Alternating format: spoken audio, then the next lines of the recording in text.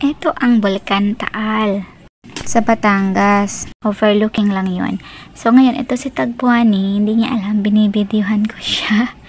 So, ayan. Sige pa. Picture pa. Video pa. Tag.